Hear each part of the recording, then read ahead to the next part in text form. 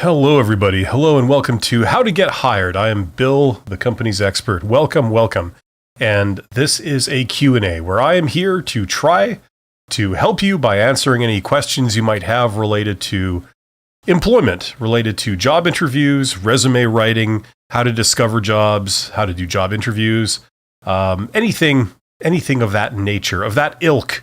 That's what I'm here for. So if you're seeing my beautiful face, right next to my face, you should see a chat box. If you're watching this on YouTube, get in the chat box, ask me some questions. I will do my best to answer those for you.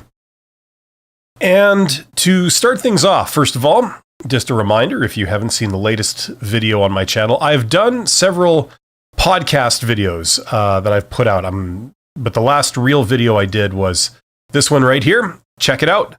And I will hope to have another one of those out next week, next Tuesday. And we're going to go over to the polls. I release a poll every day, so if you subscribe to my channel, you see the polls, and it's kind of an interesting and fun way to see what you guys think. So, in the last week, this is where we started. I am and it turns out that most of you guys are at the worker level, no surprise there. So worker level, 58%. And then supervisor, manager, executive, and self-employed. 13% of you guys were self-employed. So that's interesting. That's about kind of what I was figuring it. Here's another poll. I was at my most recent or my current job for how long? And the winner was 1 to 3 years. I'm actually surprised. I thought it would be the less than 1 year category, just with some of the upheaval that's been going on in the world in the last couple of years and in the job market. But the winner is 1 to 3 years, and it kind of tapers off to we have 13% that's more than 10 years. So there you go. Here's the next poll. Business confuses me or is fundamentally based on evil. I got a lot of comments about that one. Business, but the winner is business is something I'd like to understand one day. That's really cool. I am all in favor of people learning business. I am of the belief that if you could tack on knowledge of business to whatever technical skills you already have, your career will go far. Okay, knowing business is really important because all employment is based on usually some form of business, some form of economics, and where you fit into the economy. And so understanding that helps you. In addition, it's not rocket science. Learning this stuff really isn't rocket science. So there's no excuse really because everyone is capable of doing it and the knowledge is at your fingertips. Okay, it's not that hard to learn this stuff. And of course, I'm going to take this opportunity right at the beginning to draw everybody's attention to my course. I do have a course for that. If any of you guys are wanting to learn business and, you don't want to go back to university or anything like that, you don't want to, put that much of a commitment behind it, but you'd like to tack it on, you'd like to know those skills, I have this course, the $100 MBA, link in description, learn about it. It's a great solution for a lot of people and it's been very popular. But getting back to the polls, so it seems to be an even split between people that think it's a wonderful thing and people that think it's fundamentally based on evil. Sort of approximately the same proportion of people kind of go both ways on that. So I thought that was kind of interesting. Here's another question I threw out. If I was self-made, okay, if you were self-made, what would you do? Now, this was a joke, people. I release a joke, a humorous kind of one of these, or my attempt at humor, every Saturday. And once again, I got some people taking this really seriously. I got a lot of hate comments. I got all kinds of things here. So the options were, if I was self-made, A, I'd lord it over everyone around me. B, I'd take a bath in my own cash. C, I'd sport considerable jewelry and a fearful haircut. Or D, I'd worship my maker. Now, most people realize that this was a pun. Okay, if I was self-made, I'd worship my maker, meaning I'd worship myself, right? But I did get quite a few comments going, I'm an atheist, I don't worship anything. Or, praise the Lord, amen, brother. I got all those comments going either way. It's a joke, okay? So most people got it. And And everybody had a good laugh. So there you go.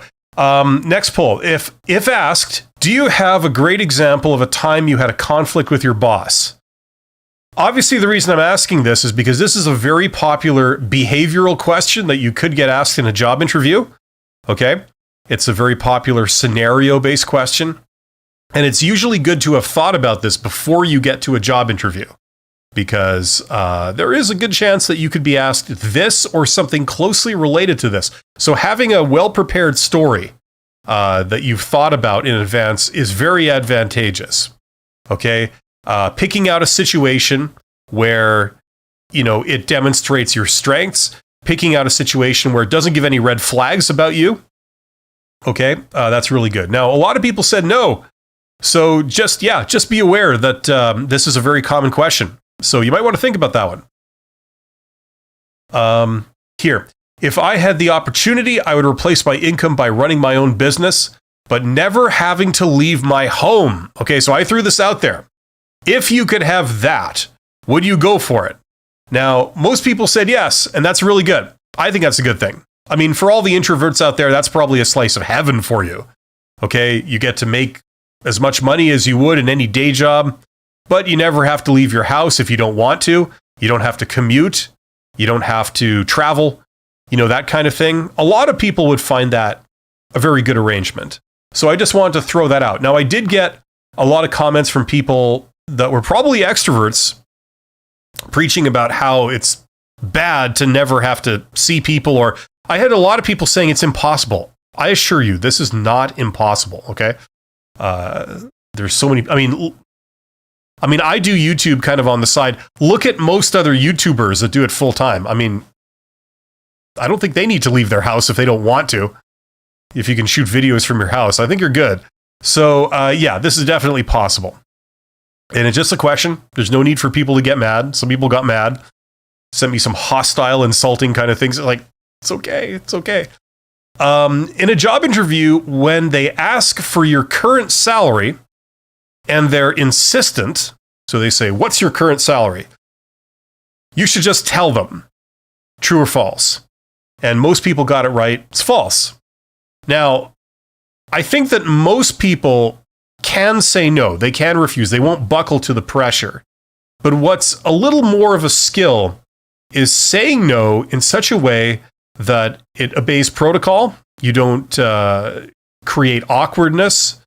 You don't get everyone upset, right? So a very professional way of saying no, in the sense that it doesn't sour the mood or the conversation or the relationship, that's a little bit more of a higher level skill.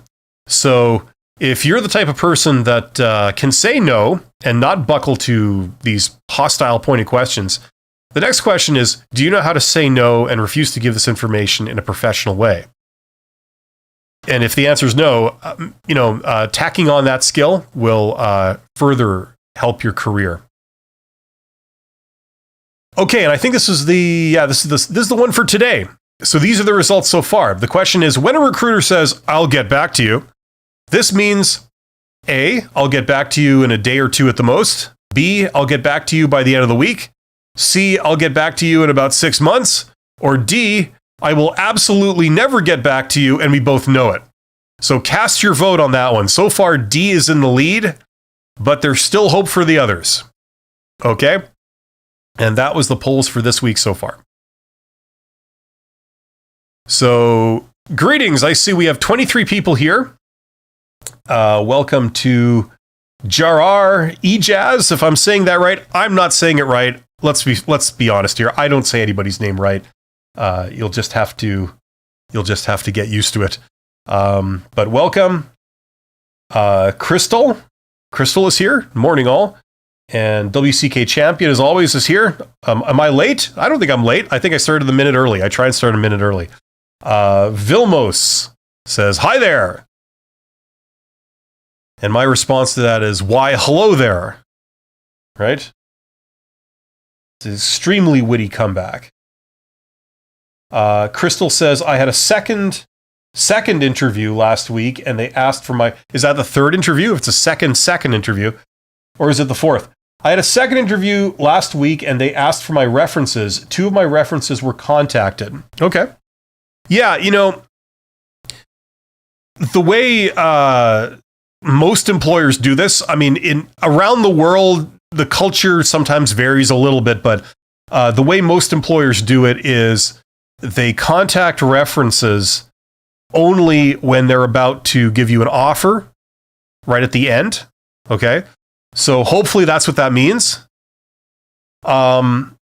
Usually they don't contact references before that point because contacting references adds another task onto the recruiters. It's something that, you have to throw man hours towards, right? So if they're contacting references, usually it means it's a good thing. Okay. It means that they're serious about you. They want to offer you the job. Okay. The reason that's the case is because if they contacted references before that point, before they've decided on a finalist, the problem is that tacks on another task they have to do for all the candidates that are still in the running. So that might be 5 people, 6 people. So if you're contacting, say, 3 references for 6 people, that's 30 people you're trying to get a hold of. And that might be a couple of hours to do that. Because, people are not always available. You have to play phone tag a little bit and stuff like this. So, that tacks on yet more man hours for the recruiter and makes the whole process more expensive for the company. So hopefully it means the same thing. Hopefully it means a good thing in your case, Crystal. I wish you the best. Crystal says, I had 2 interviews with the same agency. Okay. Oh, I see. Marco says, yeah, it was me. I had connection issues. Is it my feeling or the World Bank's demise is leading to a shortage of open positions? I have been finding fewer ones recently. Listen. How can I put this? The world economy, it goes up and it goes down. That's just a reality. It's in this constant sort of game of going up and going down. Every industry is going up and going down. And every once in a while, every few years, these things sort of align and you get all the industries going up at once or going down at once.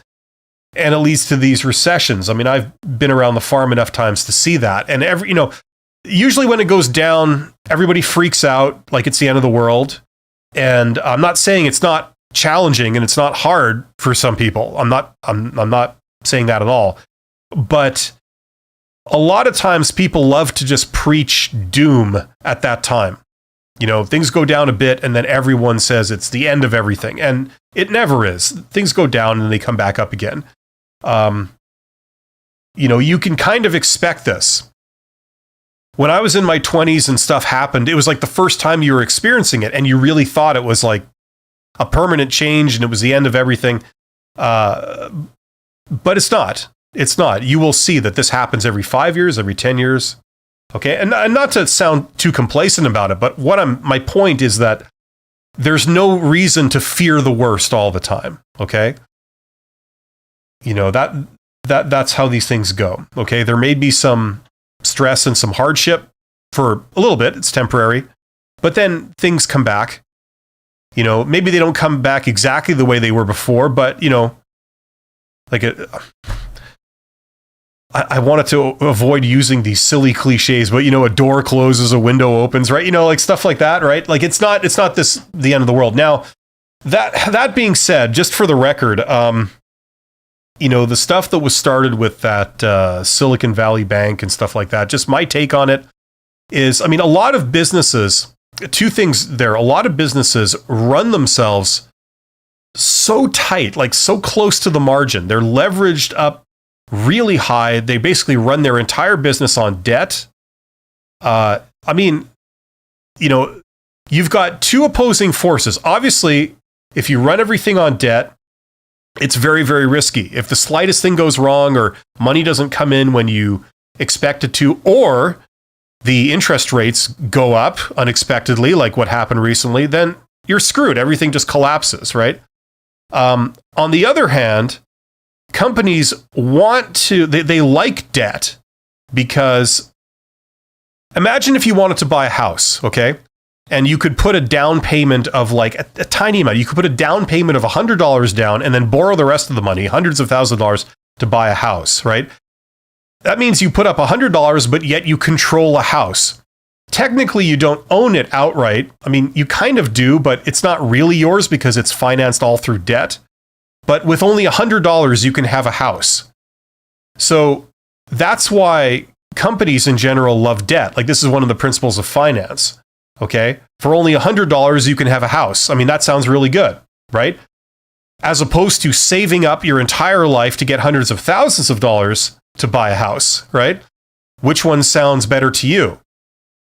Now, everybody knows that if you saved up and bought it yourself outright, you know, you can sleep easy at night because you own it outright. It's all paid for. There's no way you're going to lose your house under any circumstances.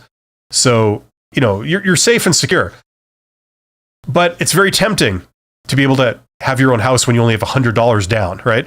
So companies are the same. They want to maximize their debt so that for only a little amount of investment, they can control all this stuff, all these assets, right? So it's very tempting. And a lot of organizations, they're just, greed gets the better of them. They take on too much debt. And then when one little tiny thing goes wrong, everything collapses. So that's what we're seeing, or that's what we did see with the Silicon Valley Bank and some of its knock-on effects. I'm not an economist, but I understand it. Also in the world of entrepreneurship, you know, there's a lot of smoke and mirrors. People act like a lot of CEOs that haven't made a dime with their company are acting like they're just the big cheese because, you know, they have a company. What they did is they borrowed a bunch of money and they bought some stuff with it, and then they act like they're geniuses. And then everybody else acts like they're geniuses too, and that's just stupid. And then at times like these, it's shown to be what it is, smoke and mirrors. And it all comes crashing down. So, you know, I mean, it's the same old story. It's the same old story, just over and over again. You can go back 100 years to the, to the Wall Street crash, Black Friday, and it's like the same idea. Anyway. Okay, so welcome to Tab Scorpio. Tab Scorpio joined my channel as a member, so welcome. Thank you very much. I hope you enjoy the member benefits. You get all kinds of free videos and stuff like that. And if you have any questions, I would be happy to help. Yeah. So anyway, there you go, Marco. You got me going off on a complete tangent about banking and things. Crystal says, right. SJ says, good morning. Good morning, SJ. So get in the chat, ask me questions. I'm here to answer anything about job interviews or employment or anything really.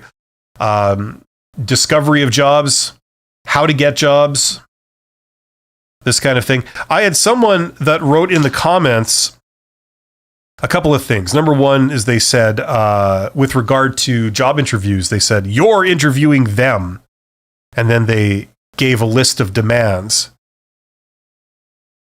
You know, it's like, this is something I've heard a lot of people repeat. They say in a job interview, remember, you're interviewing them. Now, I don't like that. I find that it's not really true. In my experience and what I've seen in my, everything I know from teaching recruiters and, and all this, that's not really what's going on. That sounds like a little bit of arrogance. If the labor market in your industry is really good right now, like I've seen this with a lot of tech people, they tend to get, not all of them, but some of them tend to get very arrogant. And they say, well, when I do a job interview, I just tell them what I demand, what I want. And then they give it to me or I walk. I get up and walk. It's like, yeah, that's pretty arrogant. Usually that doesn't go well for you. You can't sort of act like that as a general rule. Because think about if the tables were turned. Think about if you were interviewing people, you needed someone to help you with the project you were doing. And so, you just posted a temporary job or something. I need someone to help. Work with me for a few hours. I'll pay you this much per hour.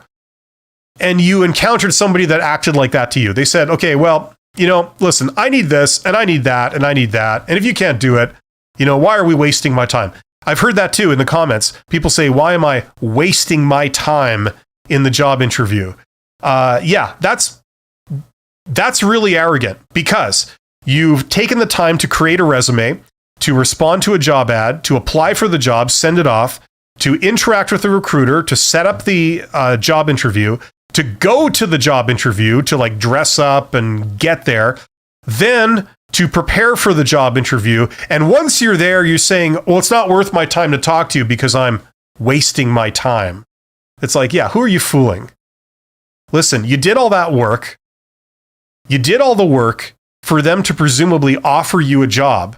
Okay? Don't eliminate yourself because you've got a big ego. And I know how people are often treated unprofessionally and disrespectfully by recruiters and hiring managers. Believe me, I've been on the receiving end of that many times in my early years. So I get it. I get it. But what's the point of eliminating yourself when you don't have to? You know, you're probably dealing, if in the case of a recruiter, there's a good chance you might be dealing with an idiot. They don't actually understand the job that they're recruiting for. They couldn't tell a good person for that role from a hole in the ground. You know, so just get past them, get them to give you an offer, and then you can ask for more of what you want, and you have a bit more power to actually get it. You know, that's more of the right approach. You know, but I get these comments, you know, people saying, remember, you're interviewing them if they don't. Like, I think it was related to the salary question, right? You know, when they say, what are your salary expectations? And you have to answer, right? You know, people saying, you know, oh, well, you know, you don't want them to lowball you, you know, state your real requirement, you know, nice and high. Take what you are making now plus add 30% and then demand that they give it to you. Yeah, that doesn't work. Like, remember, we're talking about their first impression of you. What would you think if you interviewed someone to give you a hand doing something and the very first thing they said is like, you better pay me this? It's like, I don't think you're the right person for this, you know, just because they chose to say that right up front, you know? Anyway. Okay. Brad Bell doing a monologue. I'm doing a monologue because I'm not getting any questions. So rather than sitting here and staring blankly at the camera, I'm just talking. So as soon as I get some more questions, I'll be happy to answer. Tommy says, hey, so how do I network to get a better job? I'm not sure where to start. Is there a website? Okay. Excellent question. Now, talking about monologue, this is what sort of gets me going here. I will be happy to get into that. I'm going to answer Brad Bell's question first because it's a lot shorter than this, so just bear with me. Going into an interview tomorrow without a position description, informal conversation led to this. I think I'm okay just with a conversation, but what are your thoughts? Well, it's kind of hard when I have nothing to go on, but yeah, I mean, that's good things lead to that. In fact, Tommy just asked about networking. That's usually what you encounter when you do informational interviews and when you try and get a job through networking, especially by talking to hiring managers or executives, if they're not one and the same. Because a lot of times they don't have all the details worked out. The job isn't official. It isn't approved. They haven't thought through all the requirements. They haven't thought through the exact job description. They'll have an idea that, like, look, I need somebody else in my sales department, or I need somebody else in my, warehouse. But they haven't got to the point where they've thought through all the niggling details of the role. Okay, so that's why when you have a conversation with them and it goes well, and they can see that you know your stuff and you're passionate and you're a pleasure to deal with and you're professional. They're thinking, okay, I'd like to hire this person. I could use someone like them. But they might think like, okay, I could use someone like that in the warehouse. They're an expert on inventory. They seem really awesome to deal with. I enjoy my interaction with them. I know we need help in the warehouse. So, let's see what this person would be a fit for. Are they just sort of a forklift operator, or are they, someone who deals more with the ERP system, like entering all the stuff in the computer? Or are they, somebody that can manage the place, or they can supervise people, or they could come in and implement some changes, right? So they might not have thought through all the details, but based on where the conversation goes, they may have a little bit of leeway to tailor the job a little, okay? So that's what's going on there. And it's actually a good thing, Tommy, okay, or Brad Bell, because you guys are asking, if you just have a conversation, usually it leads to good things when they're at this stage, okay? Now, Tommy was asking the larger question about how do I get a job through networking? It's not that's like having someone that's 12 years old come up to you and say, what's a job and how do I get one, right? It's not something you can explain in 2 minutes. There's a lot to it. You'd have to explain what a job is, what the relationship is between you and an employer, what is an employer, how they pay you, why you would do it, how you find a job, how you post a job, what a resume is, what a job interview is, and then the protocol to behave when you get to a job interview. If you walk in there and say, give me a job, that's usually a no-no. That's not going to get you very far, right? There'll be a turnoff. So networking is kind of like that. There's this world of like all kinds of protocol and stuff that you do and you don't do. Okay. Now, since you asked, yes, that's covered in my course. Okay. I tried to put all of that in one place. Okay. So that's there. But basically, here's the sort of short version of it. Okay. 80% or so of the jobs out there are not actually posted publicly, okay? The reason for this is because they are filled before it gets to the point where they have to post it publicly, okay? What I mean by that is that if a hiring manager, like a boss basically, realizes that they have to hire a new employee, okay? They supervise 10 employees in their little operation, and they need to hire an 11th because the workload is too much. So they realize, okay, I'm going to have to hire somebody. I have tried my best not to have to hire someone, to just do this operation with the 10 people I have because it's cheaper and easier. But I've reached the point where it's clear that I need to spend money on an extra employee. There's just no way the 10 of us can do this ourselves. We need an 11th person. Okay, so that light bulb goes off in their head and they decide, okay, I need to find someone, right? Now, most of the time, either they happen to know someone, maybe a contact of theirs that they've met, maybe, some person that either, it could be an internal candidate in the company, it could be a contact they know from outside, okay? They just happen to know someone that they would think, that person probably fits. So they would go to them and have a conversation and say, hey, just let's talk for a second, and then you do some probing to see, like, are they looking for anything? Is this the kind of work that they would want to do? That kind of stuff. And if the answer is yes, yes, yes to all these sort of questions, they will say, well, I might have something here. You work in the warehouse, you do this. Is that something you might be interested in? And if they say yes, you say, great, because I know you. I know you're a professional. I've dealt with you before. You work for this other company I deal with all the time. You're great to deal with. You know your stuff. I trust you. I know you've held down a job over there for 10 years. So, you're not crazy. You're not a criminal. So I'd rather offer this to you than offer it to a stranger that I don't know. Okay. So that's how a lot of jobs get filled. And if they can't find anyone like that, or they find anyone internally, or they go to their HR department and say, do you have any resumes on file of people you've interviewed and checked out recently, but for whatever reason, they they were not hired, but you put them aside as like a good candidate. Do you have any of those? Give me your candidates and I'll go through those. Right? So they do all of this first, and only if they can't find a person through any of these methods, then they say, okay, I'll post it publicly. That means I have to pay a lot more money. I have to consume a recruiter. I've got to go to rounds and rounds of job interviews.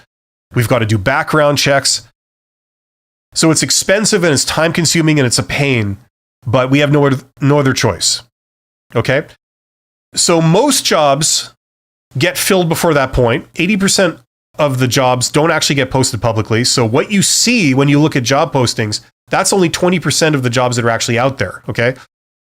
The other 80% are in this thing called the hidden job market. People don't like that term, but that's the only term I know to describe it. The jobs exist, but they exist as an idea in somebody's head. They're looking to hire, but they haven't announced it publicly in a discoverable place. Okay? So the way you get those type of jobs, in a nutshell, in a word, is networking. If you could say, let's pretend you happen to contact that hiring manager and you happen to have the skills that they're looking for, okay? They're looking for someone in the warehouse. You've got 5 years experience working in a warehouse, okay? So, you could probably do it. Now you contact that person proactively. What does that suggest? Well, right off the bat, that suggests that you're passionate about working for them specifically. Because if you really didn't care about what job you applied for, you're just looking for a job, you don't care what job it is, you probably wouldn't reach out to them, right? 100 people may apply for a job, 500 people may apply for a job. How many people actually contact the hiring manager proactively? 1, 2, if that, right? So you already are elevating yourself above the crowd, okay?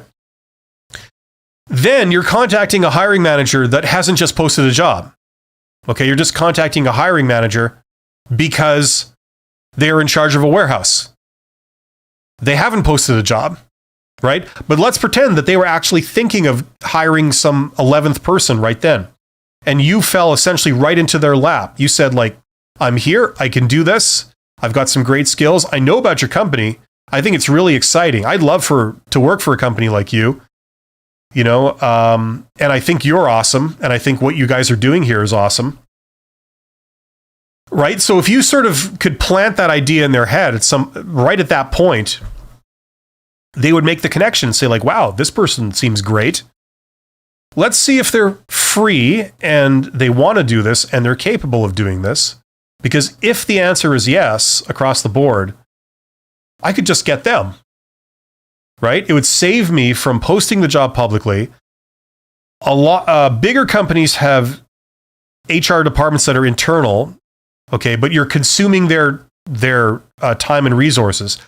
Smaller companies, usually they don't have HR operations that are internal, at least for recruitment and selection. What they do is they would contract an outside external HR company to post the job, to initially filter the candidates and do background checks and check references and all that kind of stuff, right? That costs a lot of money, okay? That costs a lot of money. And the consensus is that it costs so much money that it's actually even money whether it makes sense for managers to employ them or just to do it themselves. That's been the consensus, at least where I am in Canada, and there's no real advantage to hiring them other than you save a little bit of your time. Okay, so that's what's going on. So the idea, this is taking so long to explain. This is why it's hard to explain. I'll just wrap this up quickly. But the bottom line is that, like, if you reach out to hiring managers or executives, people that are, in your industry, in your location, and in the last 2 live streams I think I gave examples using Google Maps of how to find those employers around you. Okay. So check those out if you want to. But if you could contact them and just say, like, look, I think your company's great. I can do this. I can solve this problem. If ever you're looking for someone to solve that problem, let me know. That's one way. Another way is to reach out and try and get an informational interview with them and say, look, I would love to get your expert opinion on this industry, the industry you're in. Would you be able to spare me 30 minutes of your time? Okay, something like that. Now, you could do that multiple ways, okay? And a lot of people will accept that, okay? If you blast that out to like 100 people, maybe 10 will say yes.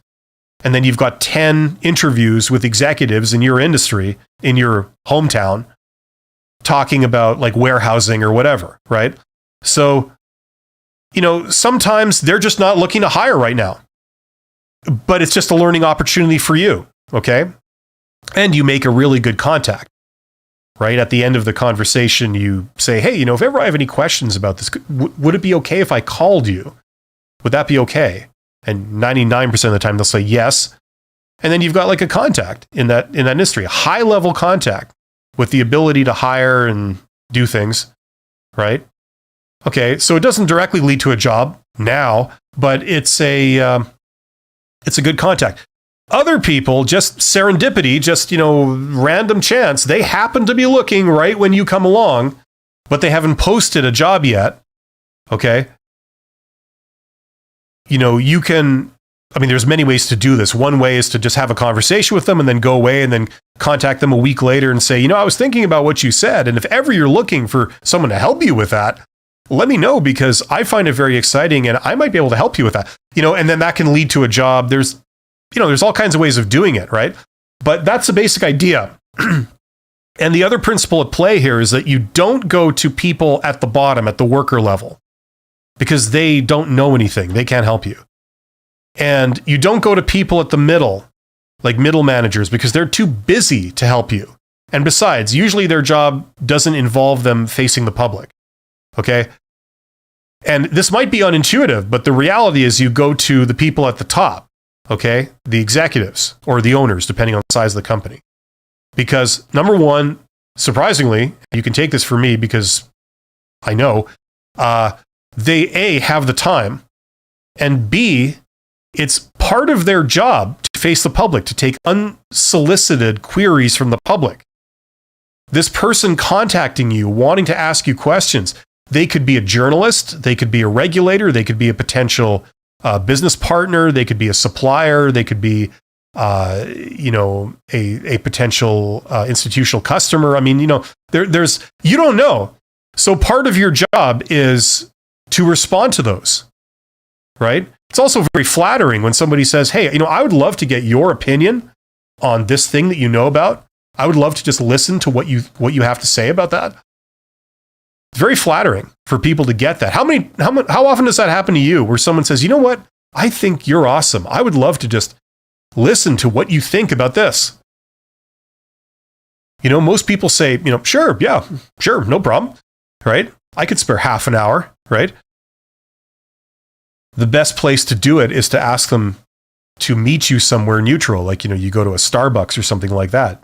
They pick the date, time, place of their convenience. You meet them, right? It's usually very pleasant. And then you have to know how to have a professional, pleasant conversation. There's some skills there. Not rocket science. But, that's kind of the idea. Now, this sounds like a very tall order for people, okay? Especially if you've never done anything like this before. It seems like, oh my God, that's shooting for the moon. How could I ever possibly do that? Let me just say that it's a lot easier and more possible than you think, okay? I have taught courses on precisely this in university where I've made people go out and do it. And I got university students. I actually got university students and college students. So age 20 to 24, somewhere in there, to do this, to contact CEOs of companies in their hometown, go out and have face-to-face interviews with the CEOs, informational interviews, and get a selfie of them with the CEO and bring it back and write it all up and all that. And they were blown. A lot of them were blown away because they thought, like, that's ridiculous. Why would these people ever talk to someone like me? Well, I got news for you. Those CEOs are people like me. Am I living in an ivory tower? No, I'm just a regular guy. And you know what I mean? It's a lot more accessible than you think. It's just that you need to know a little bit of the protocol to to do this kind of stuff. So if your goal is to learn this, this opens up all kinds of possibilities for you in your career. Okay? It's a great way to meet partners. It's a great way to contact people that know about something that you want to learn. Okay? If you're trying to break into an industry or something, or you just want a job. It's a great way to plant that seed. And then, there's nothing more, I've said this before, there's nothing more powerful than when a CEO hands the director of HR your resume and says, look into this person. That's happened for a couple of my students. Because they see, here's a young person that's got the right attitude. They're very professional. They're a pleasure to deal with. They obviously have some knowledge and skills in our area. Can we use them? Are you looking for something that they would do? Look into them. Right?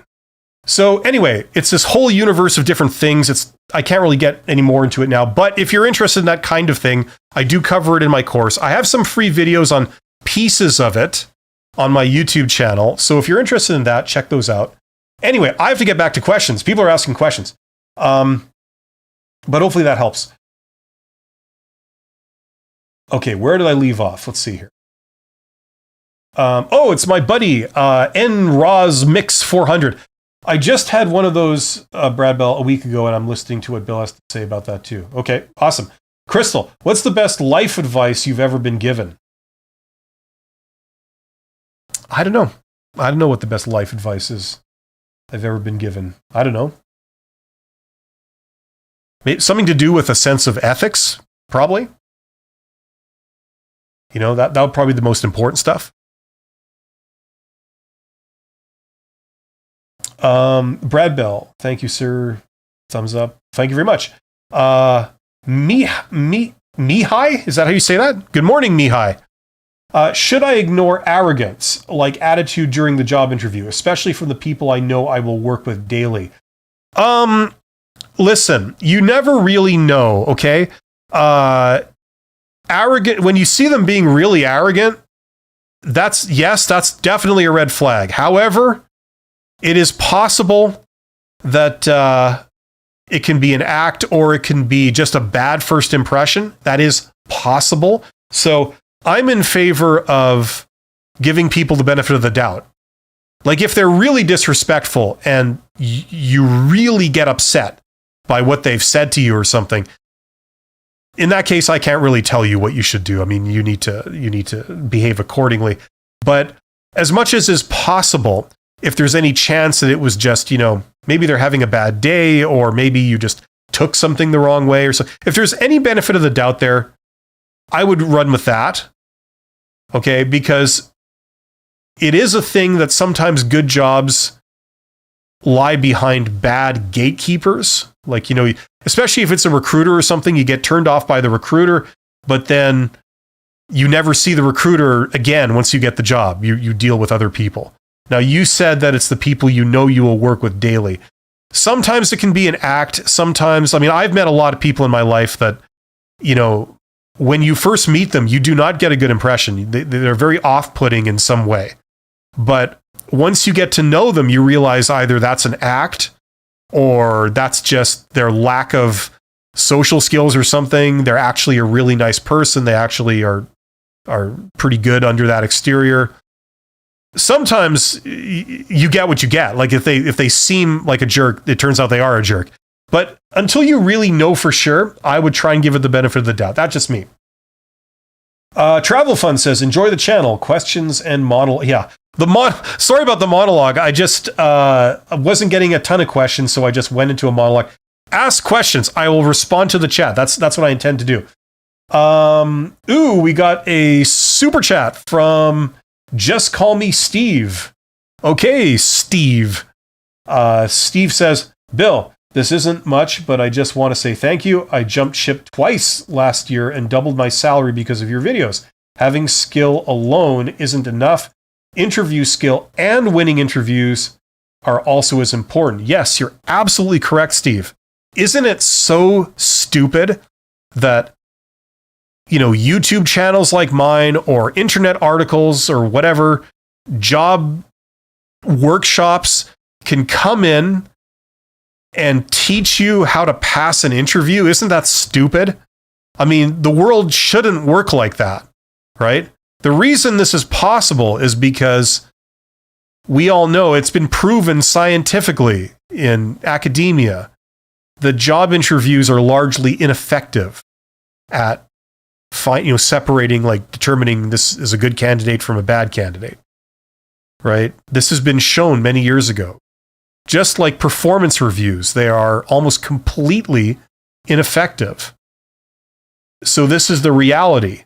When you're being interviewed by somebody like a recruiter who doesn't know the first thing about the job that you do, but yet they're interviewing you for the job and deciding if you're a good candidate for it. And on top of that, they're using this method where they ask these cliched, tiresome questions that have been around for decades and decades. Things like, tell me about yourself. What is your weakness? Why should we hire you? What are your strengths? Where do you see yourself in 5 years? Stupid stuff like that. I mean, they think they're clever. They honestly do. They think that this is a good way of assessing people. A lot of those people. It isn't. It's an open secret.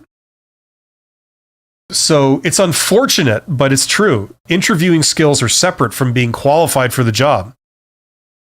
And someone who is prepared for job interviews and is rehearsed and has developed their interviewing skills can often succeed over someone who's genuinely qualified for the job but has never prepared themselves for an interview. It's stupid. It's stupid. That's why jobs at the lower level are done this way. That's how they hire people for jobs at the bottom. Jobs at the top, like executives, they don't do any of this because everybody knows it's ineffective. If you hired people with real power this way, you would be asking for trouble. So it's stupid. It's a very demeaning and silly kind of arrangement. But thank you. Just call me Steve or Steve. You're absolutely right. And I'm glad that you're prospering and that it's working out for you. And thank you for saying such nice things. Mihai says, really sad some of my questions are filtered out for no reason. That sucks. Yeah, I mean, it's YouTube. I don't know what the deal is. I mean, the only thing I can think of is if you're using like controversial words that might be filtered out by its like profanity filter or something. That's all I can think of. Because I see what you're writing right now, so I don't understand why one of your messages would be there, but another one wouldn't be if it isn't being filtered out by the words you're using. But then again, I don't know. Just try again. Maybe try phrasing it differently or break it up into smaller pieces or something. Alpha Femme says, that's a great idea. I'm the worst at interviews. Listen, Alpha Femme, I mean, nobody is born like amazing in interviews. Contrary to what you might think and what some people might have you believe, it's not just something you have or you don't. It's something that, like most things in life, you learn and you prepare and you practice. Practice makes perfect. And the more you do it, the better you get. It's like public speaking. Some people have somewhat of a problem with it. Some people have a lot of a problem with it. But if those two types of people both work at it and practice, learn the technique and then practice it, get a lot of experience, you become a pro. And interviewing is exactly the same. Negotiation is exactly the same. Being able to think on your feet is exactly the same. Practice makes perfect. So you're not alone. Like if you feel like, I can't interview very well. Most people are in that boat. Most people feel like that when they start out. The key is to practice. So what you can do is you can do mock interviews where you just grab a friend or a family member or somebody loafing around your home or whatever. And if they're not, ask them, just say, can you give me a hand? Just pretend to be, a job interviewer and I'll be the candidate and you interview me. Here's a list of questions, or you could tell them to go and like make up their own list of questions, like go on Google and find, some questions and practice with that. And if you feel weird and nervous, doing that. That's good because that's simulating what it's going to feel like in an actual interview when you got strangers staring at you and you're out of your comfort zone and you're on somebody else's turf, right? And it's just a matter of preparing yourself by yourself. And then once you feel you're prepared enough, then doing a ton of practice interviews. Okay. And if you do that, like if you say do, I don't know, half an hour of that every day for like 2 or 3 weeks, you will notice a noticeable improvement when you go to a job interview. You will feel a lot more confident, you'll feel a lot less nervous, and you'll perform better. So practice makes perfect. Okay, it's a skill like any other, and you have the potential to be a real pro if you just put in some time, practice it. Cedric says, how do you determine which field of study would provide good job prospects in the future? Well, there's one really, really good way. Okay, and coincidentally, it's very similar to what I was talking about earlier in the live stream when I was talking about networking. Okay, if you are curious about an industry, let's say you're deciding between a career in science and a career in inventory and logistics. Okay. What you can do, like, look, let's do this together just for the hell of it. I showed this off the other day, but can I do this? No, I can't. I'm not set up to do it. Anyway, go on Google Maps. Okay, go to Google, type in the name of your city, and then hit Maps. You'll see a big map of your city. Then in the search box at the top, type in the name of the business. So you would say science or research or something like that. And then on the map, all these little organizations will pop up on the map. These are the places that do that thing. Okay.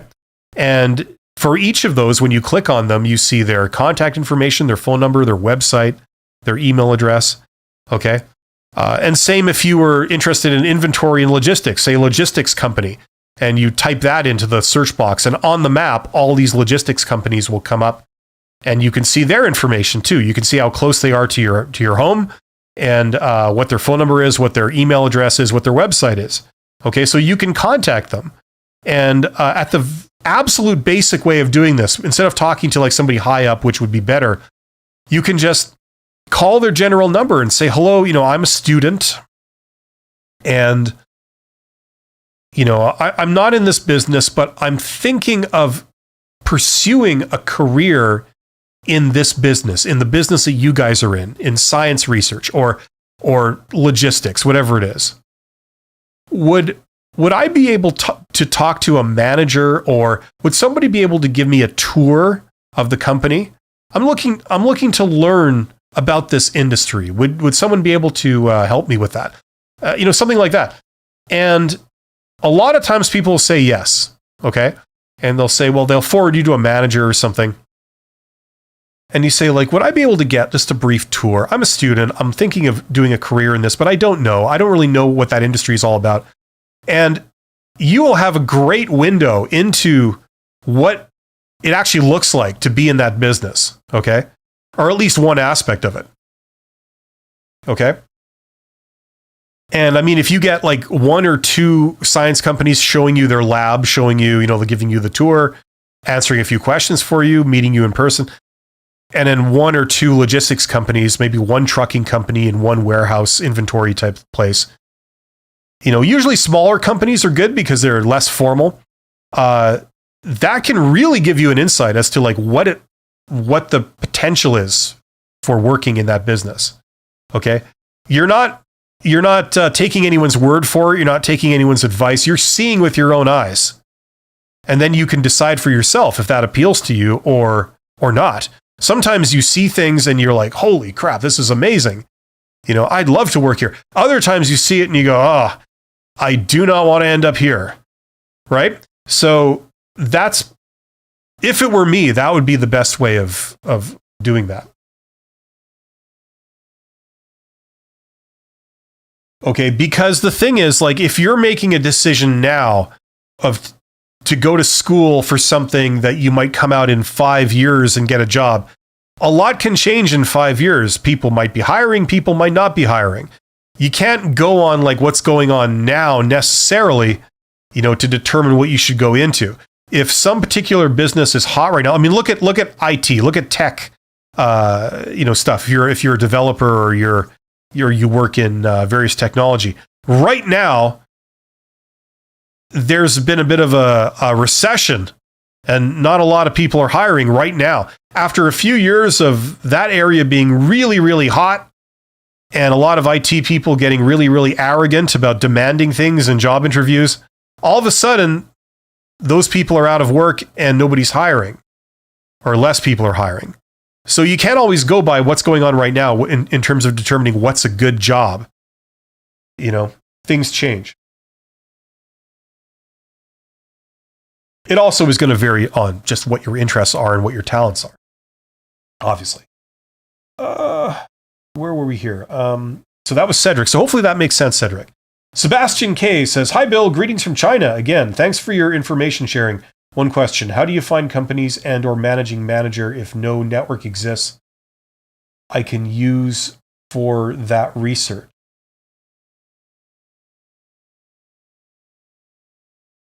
Well, kind of what I said at the beginning of the live stream, right? Like I described that, how to find companies. And I just described it a minute ago. You know what? If you give me 1 second, I can actually pull this up. And yes, I think I can get away with this here. Okay. So let me just get to Google here.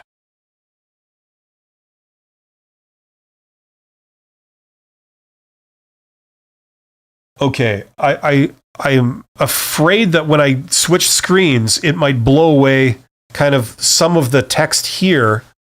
So let me just go through this text quickly here. Mihai says, "What's the worst interview you ever had, both as an interviewer as an interviewee?" Well, as an interviewee, earlier in my career, I did a couple of videos on my YouTube channel describing in detail some of the worst interviews I've had. As an interviewer, just very arrogant people. Just kind of, just don't get how to talk to people, and they don't get how job interviews work. Like, you're basically asking for something, so you can't go in there like all high and mighty and demand this and demand that, just stuff like that. That's been my experiences. Alex COD. "Hi, I got an interview next week. However, I need to travel over 3 hours for it by plane. Should I ask to have it online since the first one, or is it a good first impression to visit them physically?" There's nothing wrong with asking and saying, like, "Look, I would have to take a plane. That's fine. I can do it if that's the way you want to play it. Just so you know, I'm also open to doing an online video interview if that's the way you guys want to go." There's no harm in asking that, but either is fine, right? You're not throwing up any barriers. You're not demanding anything, but you're giving them an option. If they would rather do that, you're game, So there's absolutely nothing wrong with suggesting that. 10D item says, "Hope this isn't filtered out." It isn't. "Hi, Bill. My questions are being filtered out, and it's just a genuine question." Okay. "I'm going to be 25 later this year, but not much experience. Do you think I'm behind in my career?" No, of course not. Listen, you are at a very magical age, like in your 20s. A couple of things happen in your 20s. First of all, in terms of a career, everyone has to start somewhere, and you're starting out. Okay? Don't beat yourself up. Don't feel guilty or inferior because you don't have like tons and tons of stuff yet. Okay? People in their 30s, 40s, 50s, 60s, that's when they have tons and tons of stuff, right? That just comes. You could be quite unremarkable and have a long track record of things just by virtue of living in the world, right? And that's what a lot of people get. It's hard to have like tons and tons of great, accomplishments and things when you're 25. It just is, because you're starting out. Second thing, and maybe people aren't going to like this, but a well-known thing. This is well known about people in their 20s, 20-somethings, that 20-somethings don't know, but everyone else knows, okay? And that is that in your 20s, you think you know it all, and you usually go for it, whatever it is, and you usually fail, right? But that experience teaches you a ton, and that's what you pull from to become a lot more mature and a lot more informed and a lot more savvy in your 30s, and that's what enables you to really kick ass in your 30s, okay? The reason why people don't say this to 20-year-olds is because most 20-year-olds, when they hear this, they say BS, right? That's not going to happen to me, and that doesn't apply to me. Everyone thinks that, okay? All I'm saying is that if that ends up being what happens, don't take it too hard. That happens to everybody, okay? That's a very, very common situation. That's why people in their 30s and 40s end up being so, generally so safe, you know, right? Conservative, you know, they don't want to try big things because they did it in their 20s and it didn't go well, but they learned a lot, right? So don't beat yourself up. Now, the other part of that is that you say you don't have much experience. You have a ton of experience, okay? And I'm talking about, like, if you're looking at what to put on a resume or what to say in a job interview, okay? Even if you're coming right out of school, a question I get often is, you know, I don't have any career work experience. So I'm intimidated by job interviews because they ask me what my experience is. They ask me for all this experience and I can't say anything because I've just been in school, right? Well, you have a ton of experience. You have a ton of experience doing the kinds of things that they're looking for in a job, okay? Think about schooling, okay? You have to follow rules. You have to complete work on time. You have to show up every day. You have to follow instructions. You have to have the discipline to sort of work on projects and study for things over long periods of time to discipline yourself and sort of plan out your work and stick to that, okay? In order to get the prize, which is passing exams or completing work or graduating or whatever it is, okay? If you don't understand something, you, on your own initiative, have to go to the professor or whatever, your teacher, and ask for clarification. And if you don't get clarification, you need to pursue it until you do, okay? These are all skills that you would be applying when you get a job, any job, right? So when they say, oh, I don't see a lot of experience on your resume, you say, no, I actually have a lot of experience. If you're talking about, like, you know, the stuff I just mentioned, or, I mean, it goes even further. You've probably done presenting. You've probably presented your work in front of a class or something in some way. You've done that kind of work. I mean, the list goes on and on. When you think about it, you've done actually a lot of things. You can draw from all of that to answer job interview questions about how you would behave on the job. Okay? Just replace boss with teacher. Okay? Replace work, like, you know, in a job with schoolwork. Okay? You will have a lot to say because everything you've done in school and you've done up to that point is all on the table. You could draw from all those experiences. You know, even if you didn't go to school, I don't know, maybe you didn't go to university or something, but like, you know, you could pull from the jobs you've done or what you've done so far. So you're not behind in your career. Everyone's there at that point in your life. A lot of people are still figuring out what they want to do at that point. You know, maybe you get skills over here and you get some skills over here and you get some skills over here and they're not really connected.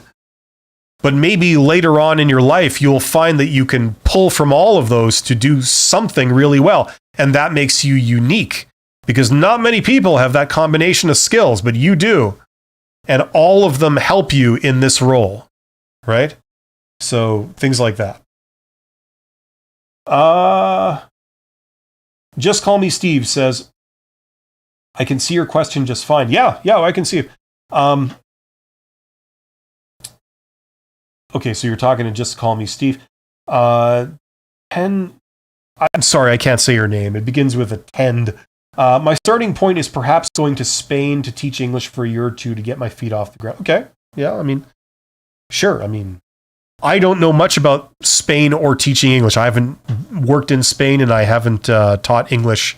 So I can't speak to those, but it seems like a common enough thing. I'm a marketing graduate, but after Spain, just see where life takes me. Tendi Tim, if that's your name. If you're a marketing graduate, you know, the great thing about marketing is you can do stuff yourself. Like you're learning how to make things appeal to people, how to meet their wants and needs, right? That's what you learn in marketing. So, you know, I'd be wondering if, I'm just turning down the brightness of my monitor here just bear with me. There we go. I'd be wondering if you can't tap those skills to make something happen for yourself. You know, you do something online, you write articles, you make yourself an authority in certain circles on social networking. You know, you market something, you could start up your own business. If teaching English is your thing, you could do that online. You could do it on your own terms. I mean, that's another option if you want to go that way, right? There's a lot of things here. I actually do a live stream Mondays and Thursdays called Side Hustle Ideas, where we talk about doing side hustles. Believe it or not, my main core competency is not helping find people jobs. It's actually how to grow businesses. And that's what I'd love to talk about on YouTube. But, you know, there's not as much of a demand for it as there is this stuff. So this is what I'm talking about, just sharing my knowledge of it. But, you know, if you have a background in marketing, a great thing about marketing is that you can reach people and you can sell things to people and you can make something popular. So those are great skills to start with if you want to do something in your own right. That's always an option too, if you want to go that way.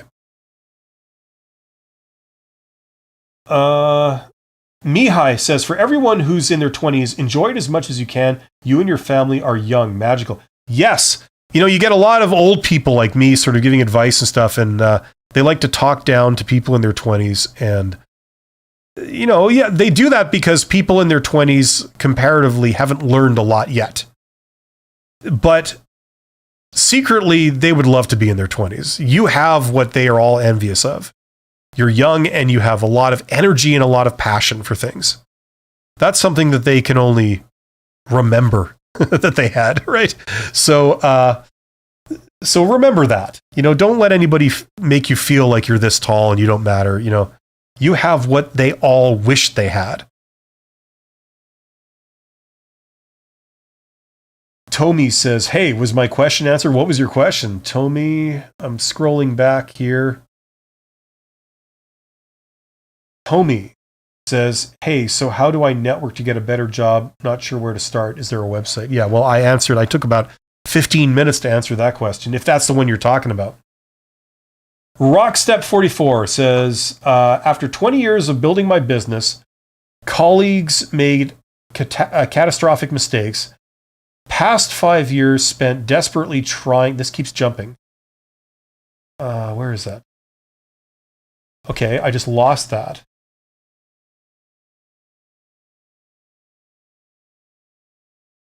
Okay, that just disappeared. So sorry, whoever that was. I was halfway through reading it and it just poof. The wonders of modern technology. Technology has never failed me before. I just want to make that absolutely clear. Tin says, thanks, Bill. Appreciate your advice. Well, thank you. Yeah, so I have another 10 minutes or so. So if you have any questions about job interviews or resumes or discovering jobs, get in the chat. I'm here to answer questions. And you know what? This is a good time for me to show you that thing. Remember that thing I said I was going to show you? Okay, you want to discover what's around you? Somebody name me an industry. What's an industry that you'd maybe like to work? Tell me that in the chat and I will look it up. Name me an industry and name me a city. Okay, or a region, like a town, wherever you happen to be. Okay.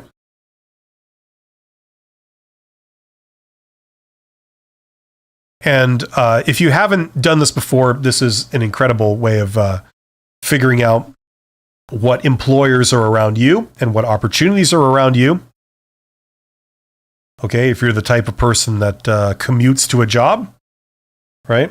So Mihai says software. Okay, so somebody name me a place, and we will check it out. So let's pretend that you're a developer, and I assume that's what you mean by software. Or cloud engineers in Boston. Okay, let's do that. Boston. Okay, so maps. Okay, so I'm looking at Boston. This is Boston, USA. In Massachusetts. And we all remember the Bee Gees song about Massachusetts, I'm sure. That's what all the kids are listening to these days. So we're gonna talk about what was it? Cloud engineers. So cloud engineering, I guess. I don't know what the exact search term would be for the companies that do that. Okay. So you see it's starting to find stuff. Now this is really zoomed out. Let's say we lived in here, Malden. I don't know what that is. I guess that's a neighborhood. Malden. This is like part of Boston, it looks like. Okay, so Malden. So let's search in this area. Okay, so it's found a few things. They seem to be down here in this area here. That's kind of like the sort of industrial center. So let's take this one here, Squad Gurus LLC. Okay, so it's giving you the contact information for it. It's giving you the website. Okay, Squad Gurus, there it is in all its glory. Probably looks like kind of a small place, actually. But you would make note of that. Now, you could contact them directly, okay? Or you could just add this to your list of potential employers in your region. So if you lived in Malden, right, commuting here wouldn't be the end of the world. Now, a lot of stuff is in this area here. So I'm just going to zoom in this area, okay? I'm just going to do a search again because not everything shows up when you're at a high level. So what have we got here? We've got Infinito Systems, Inc. You got something else beside it, Accenture. Okay, so you get the idea, right? I mean, obviously you've got other things here. This is where MIT is. You're around MIT. Here's another place. Here's another place. So what you can do is you make a note of these companies, these outfits, organizations. Now, maybe cloud engineering isn't necessarily the best term, or it isn't the only term. Let's say you could do software development, software dev. Okay. Now, different things are showing up for that. Okay. So what's this? Trio is a software company. SimSpace is a software company. OutSystems US is a software company. Okay. So I mean, Boston is kind of like a hub of technology and stuff. So it's not unheard of that we're finding a bunch of stuff. But what you would do is you'd make a short list of all these employers that look promising to you, okay? And then using the power of LinkedIn, you can enter the name of each of those companies into LinkedIn and do a people search and look inside of the company at the individual. So you can see who's the manager or the divisional vice president of development or R&D or operations or sales and marketing or whatever it is that you're interested. Maybe you maybe you're a software developer, but you're an extrovert. You can talk to people. You enjoy talking to people. Maybe software sales would be, something that you might have opportunities in. So you can contact like the director of sales for, multiple, like all these companies basically. Okay. So you can see down to the individual level, and then it also allows you to connect with them, and it also allows you to send them messages and set up meetings and all that kind of stuff. Okay. Now, some things on LinkedIn don't work, and the way you have to send the message in the right way for it to have a chance of getting a response. You can't just say, "Hey, I need a job. Contact me." It's like people are not going to respond to that. If you do it properly, you maybe connect with them. You say, "Hello, I see we know some connections in common. I'd like to add you to my network. and they say yes, they accept your request. And then afterwards, now that you're connected, now that you're in the network together, you send them a message saying, hey, I'd love to get your opinion on something or whatever, or you just send them a message saying, hello, I'm here. I can do this. If ever you're looking for that, let me know. There's many, many ways you can go from there. It just branches out. But this is the starting point, okay? Using Google Maps to see what's around you in what industry. And it's about thinking up all the search terms, okay? So if you were in logistics or inventory, that might be a tall order because a lot of companies in different industries have a warehouse and they have logistics operation of some kind. Same with things like accounting or legal. They serve many, many industries. So there's a lot of options, but this is how you find who they are and you get their contact information. If you're working remotely, obviously you don't care necessarily about what's physically around you in close geographic proximity. Okay, but I mean, if you are commuting to physically work there, then obviously that's a big part of it. So thanks for the suggestions for things. Now, Beck A says, can you tell the best way to answer the question how your colleagues would describe you? Okay, there's two parts to that question. The first part is not giving away red flags that will either eliminate you or get them to consider you a higher risk candidate. Okay. The other part is it's a platform for you to basically give them your strengths. Okay.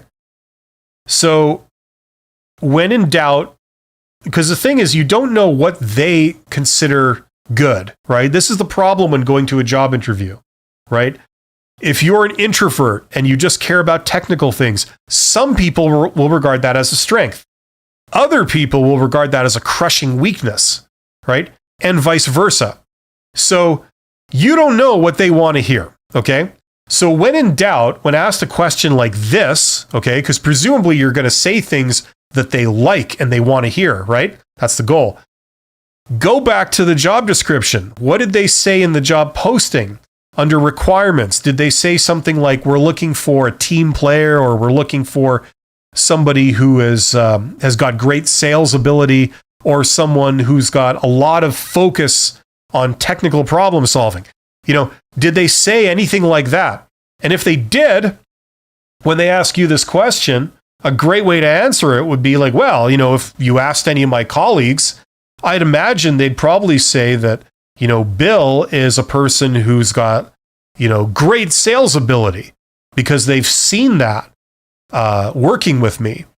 They might also say that I've got like a high focus for technical problem solving because I've got this background and I have had to use those skills on occasion to solve some pretty high level technical problems. So that they're looking for that stuff because they've said in the job posting that that's the type of person we're looking for. So this is a great platform to give them evidence that you are that type of person and you're the type of person they're looking for. That would be my take on that. Hopefully that helps, Becca. Mihai says, I feel like how your colleagues would describe you is a question in disguise of another one. Which one? Well, it's what are your strengths? It's also what is your weaknesses, right? It depends what you say, right? Like if you say, they'd probably describe me as a person who doesn't show up to work on time, right? I mean, it would be dumb to say that, obviously. We all know that. Hey, I don't have my dumb thing on here. Where's my screen here? Here it is, right? Dumb with a capital B. Okay, so they would probably, you would not want to answer that way and give them negative things, obviously, okay? But you could do, some people, they give themselves rope to hang themselves. They are just a little too honest. So when you ask an open question like this, what would they say about you? Some people give negative things. That's not the right way to answer, but some people do that. So the question in disguise is, what are your strengths and what are your weaknesses?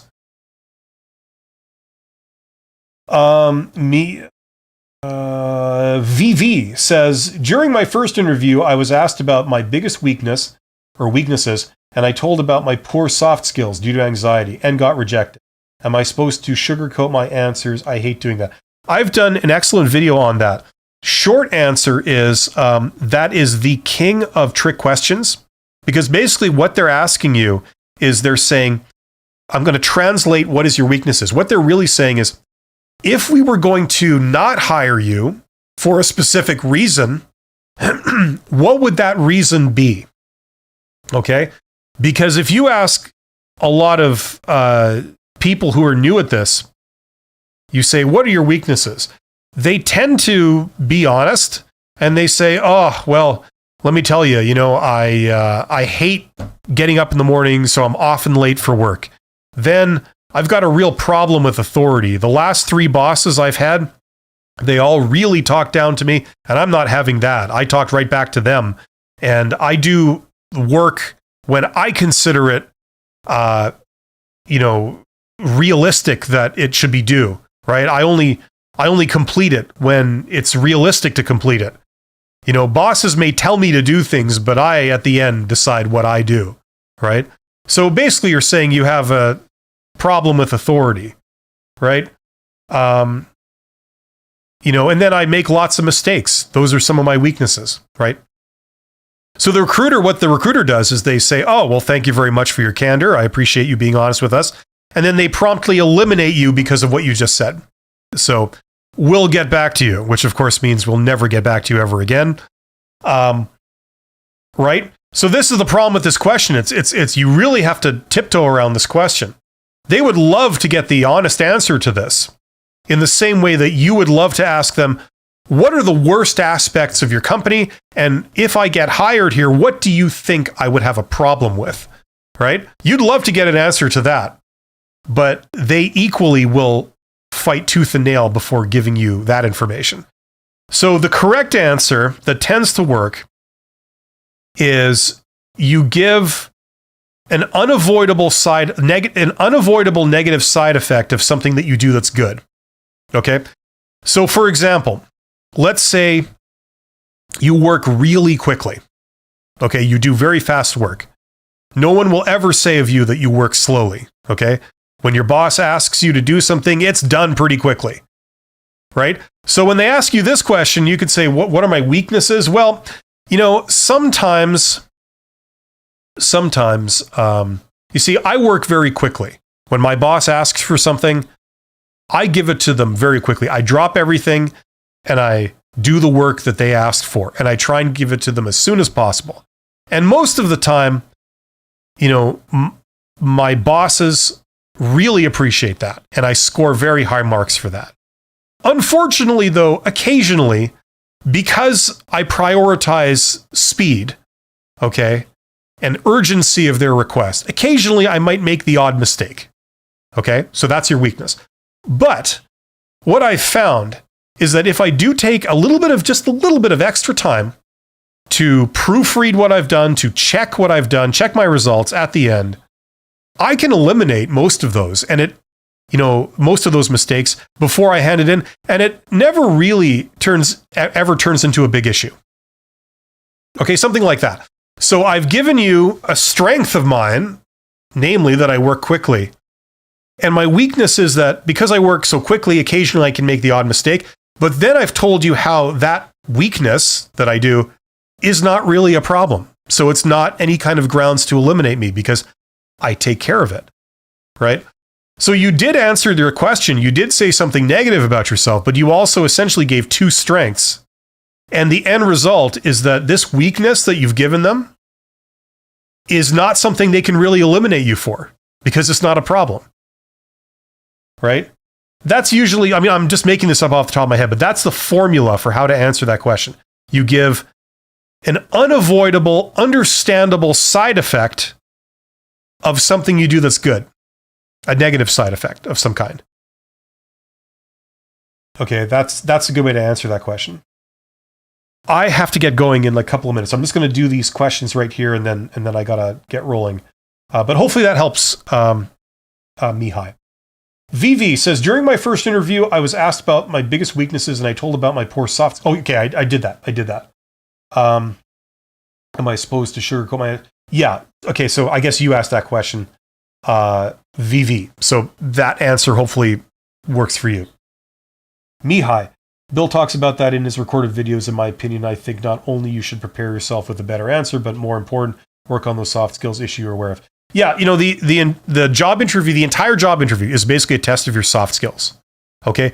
Your resume and your job application, that was a test of your technical skills, your hard skills, whether you're qualified to do it and you have the education and experience. The interview now is about your soft skills. It's about what you're like as a person. Okay? That's what it's all about.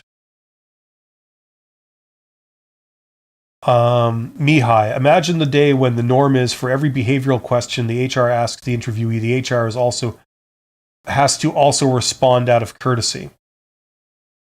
Yeah, I think we'll be waiting a long time for that. I don't think that's going to happen, but that would be pretty sweet. You're welcome, Vivi.